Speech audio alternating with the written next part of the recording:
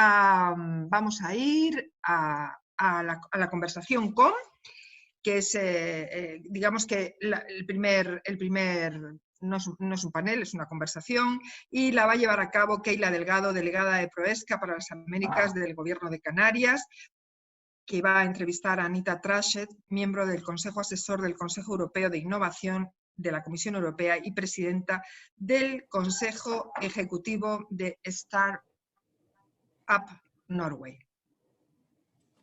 Anita. Muchísimas gracias. Queila, ahí estáis las dos. Perfecto. Pues hala, todo vuestro. Muchas gracias, Marta. Agradecer también a la consejera sus palabras. Ha sido muy emocionante estar en este equipo. Thank you so much. Just before starting the conversation, just in English, to let you know for all of you that would like to listen in English, or Spanish or French, the translation is just a small like a sign, like a word, like a little ball that it says interpretation. So there you can change the language. So now, thank you, Anita, so much for being with us today. You are an impressive leader who has said some— Thank you for inviting me. You are more than welcome. Thank you for accepting. And you have set some records like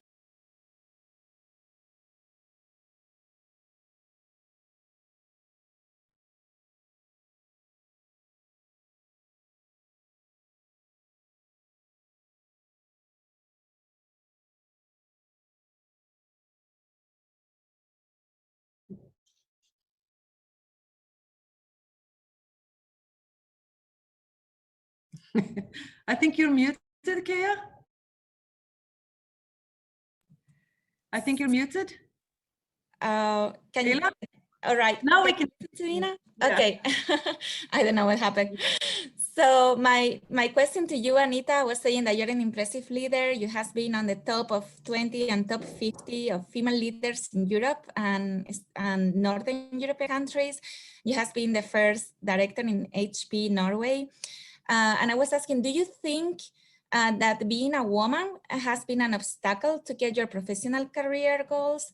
And also, do you think that being born in Norway has been an advantage for you as a women leader?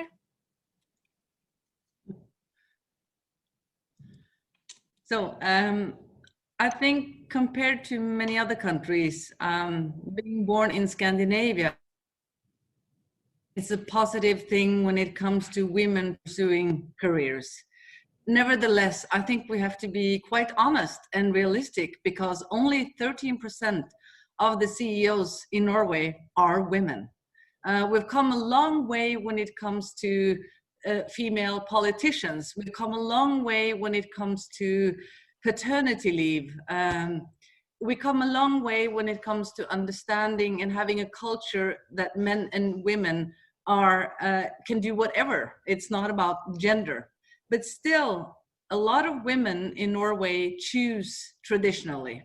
So when I started to work in 1996, I started to work for IBM, an American company, and they were very focused from the very beginning to have 50% men and 50% women. So I was lucky starting in a company where I thought it's equal, but it was not equal, because when I became a leader, I saw big differences between men and women when it comes to salary, when it comes to the ability to raise their hand and ask for positions.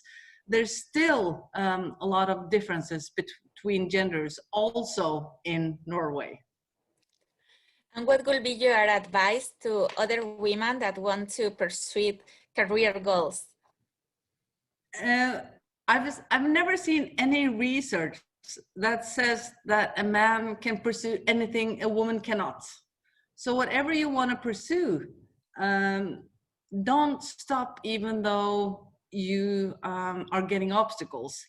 And specifically, if you have ambitions and you want to become a leader, I mean, you're choosing a path of obstacles and learning how to navigate, learning how to make sure that you are in environment with positive people or innovative people is really important, because you're going to get so many no's.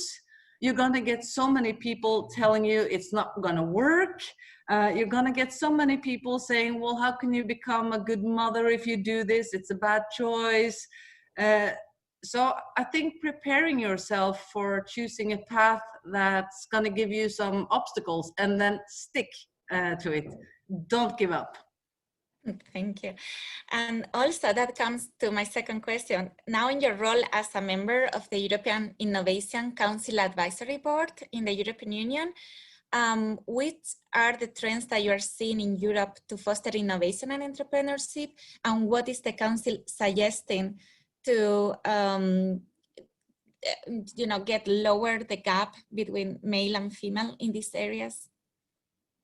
I think all of us that are living in Europe, I think we're quite lucky now, because Europe is actually the continent who has provided the most ambitious and innovative growth plan. And I'm talking about sustainable growth.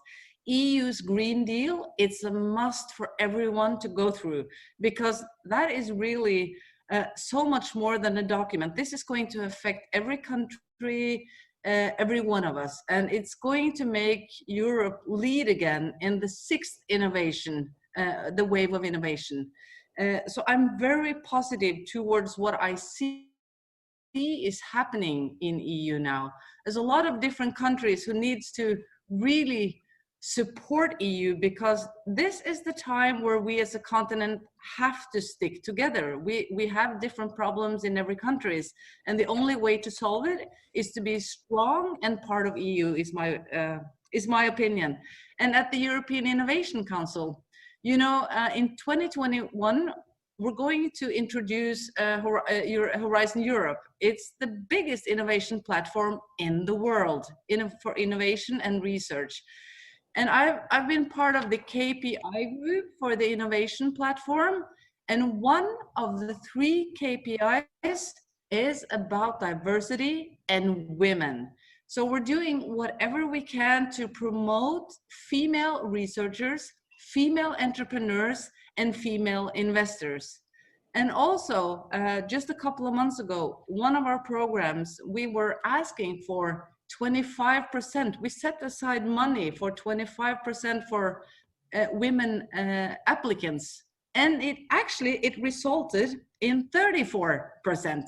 So don't tell me that there's no women out there with ambitions enough. I mean, Europe is full of them, and we would be crazy if we didn't capitalize on all the talents that we have in Europe. So I'm very positive towards the work that's being done now in EU, and I think females and women of EU and Europe, we're looking at hard years, but people are paving the path forward for us, and it's just go and take it, just do it.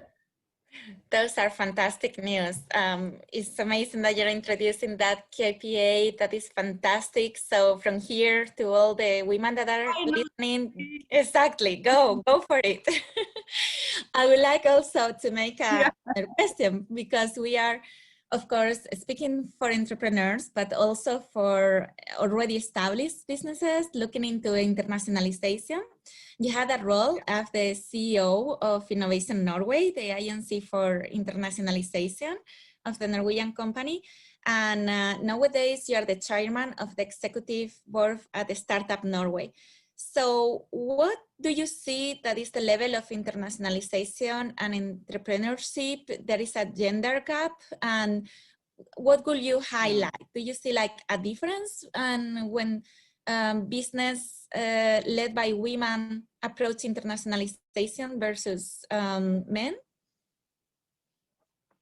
Yeah, so I cannot speak for all countries in the EU, but at least in Norway, only 3 out of 10 entrepreneurs are women. Only 3 out of 10 entrepreneurs.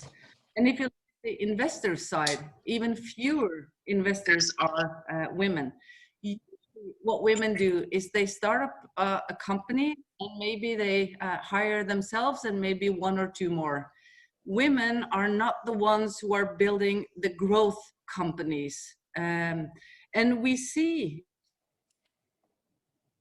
in Norway that after 5 years, only 19% of those companies who survive the first 5 years are run by women.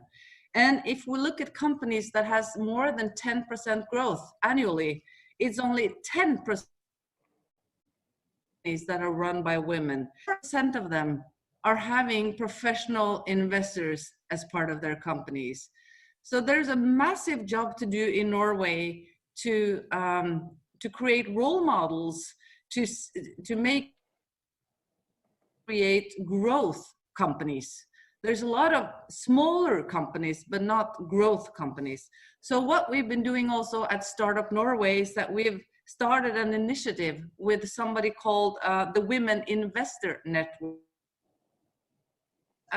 We are launching a program, and it's aimed at women, educating women on how to become investors. Because, you know, if you look at who owns the world, it's mostly men. And if we're going to change the power of that, women needs to not only become CEOs, but also, if they don't want to be CEOs, they can be investors. And a lot of women don't have their own. They can learn to start to invest with other money, other people's money. So we see that when women are on board as investors, they are promoting and look to run entrepreneurs. So there's a lot of work to do when it comes to promoting women. And what research is saying is that we need the role models and the good examples, and then you can think, oh, maybe I can do that. So I'm positive for the next generation. I think it's still new, and we should never take this as granted, not even in Scandinavia or Norway, because it's so fragile. It's only a couple of generations ago. Like my grandmother, she could not go to high school. You know, this concept of women being equal is fragile. It's not. Thank you so much, Anita. I think we have learned a lot. I agree with you. They just remember me to the words of the first female vice president here in the US as a woman. And regarding the finance, we have a panel on Wednesday on how to access finance. So I also encourage the attendees to watch it. And again, thank you so much. Thank you for all the work that you're doing and paving the way and being a role model for the future generations. Thank you so much, Anita. Thank you for being with us in this fireside chat. Thank you so much. Muy bien, pues muchísimas gracias a las dos, a Anita Traaseth y a Queila Delgado. Algunas conclusiones muy interesantes y alguna frase que destacar que creo que ha sido por parte de Anita Traaseth cuando ha dicho cualquier cosa que queramos conseguir, no paremos, elijamos seguir, aunque sea un camino lleno de obstáculos.